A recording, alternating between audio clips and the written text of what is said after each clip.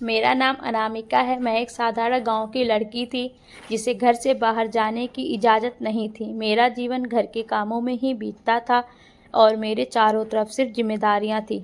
मेरी कोई दोस्त नहीं थी क्योंकि घर से बाहर निकलने का मौका ही नहीं मिलता था। कई बार मैंने अपने माँ से एक मोबाइल की जिद की और आखिरकार उन्होंने मुझे एक साधारण फ़ोन दिलवा दिया जिसमें सिर्फ कॉलिंग की सुविधा थी। लेकिन दोस्ती किससे होती? कोई सहेली नहीं थी, ना कोई बड़ी या छोटी बहन। मेरी दुनिया बहुत छोटी थी। फिर एक दिन मेरे फ़ोन पर एक अनजाने नंबर से कॉल आया। पहले तो मैंने इसे नज़रअंदाज किया, लेकिन जब मैंने उसकी आवाज़ सुनी तो कुछ अलग सा महसूस हुआ। वह आवाज़ इतनी मधुर और अपनापन लिए हुए थी कि मैं रुक गई। वह विक्रम था, शहर में रहने वाला एक युवक जो मुझसे बातें करने लगा। धीरे धीरे हमारी बातचीत बढ़ने लगी। वह मेरे अकेलेपन को समझता था और मुझे हंसाता था। उसकी बातों में अपनापन था और मैं पहली बार किसी से खुलकर बातें कर पा रही थी। यह दोस्ती जल्द ही प्यार में बदल गई, लेकिन प्यार सिर्फ भावनाओं का नाम नहीं होता, उसमें समझदारी भी ज़रूरी होती है, जो मुझ में उस वक्त नहीं थी। एक दिन विक्रम ने मिलने की जिद की।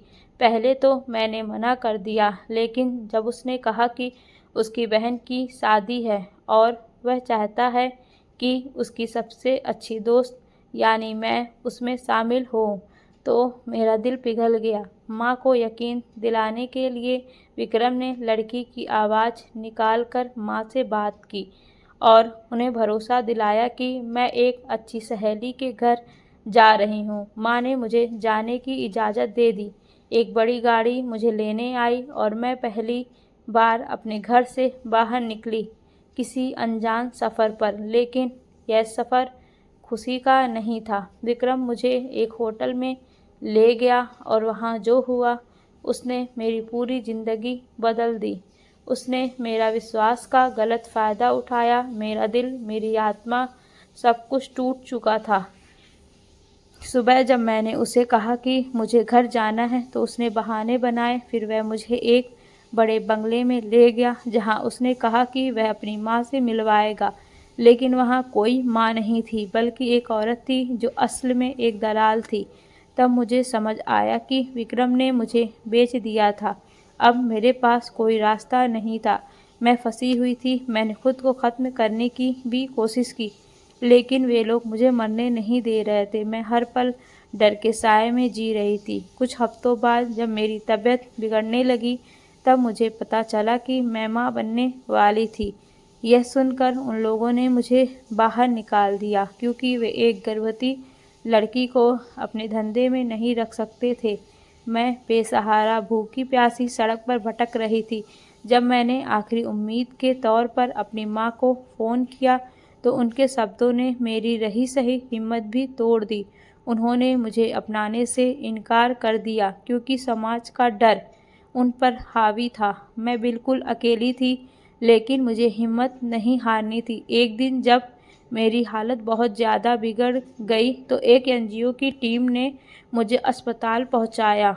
वहीं मुझे पता चला कि मैं अब कभी माँ नहीं बन पाऊंगी।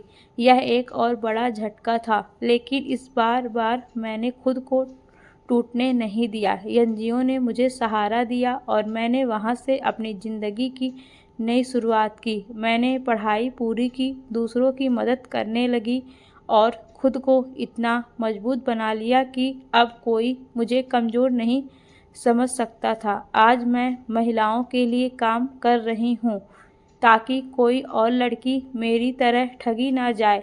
मैंने सीखा कि प्यार में आंखें बंद करके भरोसा करना सबसे बड़ी भूल होती है। भरोसा करो, लेकिन समझदारी से। अगर कोई आपसे सच में प्यार करता है तो वह आपके सम्मान और सुरक्षा का ख्याल रखेगा। प्यार कभी भी आपको अपनी इज्जत खोने पर मजबूर नहीं करेगा। अब मैं कमज़ोर नहीं हूँ, मैं एक योद्धा हूँ जिसने अपनी तकदीर खुद लिखनी सीखी है। अगर आप भी कभी ऐसी स्थिति में हो तो याद रखें, अंधेरे के बाद सवेरा ज़रूर आता है। हार मत मानो, खुद को मजबूत बनाओ और अपनी ज़िंदगी को खुद संभालो। अगर आपको यह कहानी अच्छी लगी तो कमेंट में ज़रूर बताएं। धन्यवाद।